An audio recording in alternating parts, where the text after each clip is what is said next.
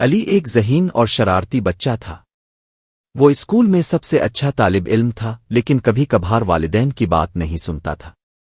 وہ کھیل کے دوران اکثر وقت ضائع کر دیتا اور اپنے کام اور ذمہ داریوں کو نظر انداز کر دیتا۔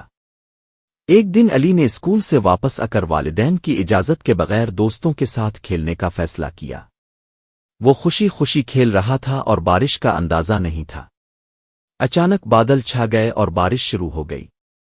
علی بھیگ کر تھک گیا اور راستہ بھول گیا۔ وہ خوفزدہ ہو کر کھڑا تھا کہ اچانک اس کے والدین اسے تلاش کرتے ہوئے پہنچ گئے۔ والدین نے اسے گلے لگا کر کہا، بیٹا تمہیں ہماری بات ماننی چاہیے تھی۔ ہم تمہیں خطرے سے بچانے کے لیے یہ نصیحت کرتے ہیں۔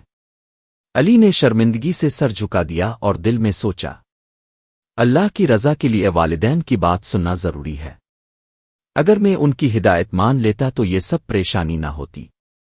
اس کے بعد علی نے فیصلہ کیا کہ وہ ہمیشہ والدین کی عزت کرے گا اور ان کی بات مانے گا، چاہے کھیل یا دوستوں کے ساتھ وقت گزارنا ہو۔ اس دن کے بعد علی نے اپنے رویے میں بہتری لائی اور والدین بھی خوش تھے کہ ان کا بیٹا ان کی نصیحت ماننا سیکھ گیا ہے۔ سبق: والدین کی ہدایت سننا ضروری ہے، کیونکہ یہ اللہ کی رضا اور حفاظت کا ذریعہ ہے۔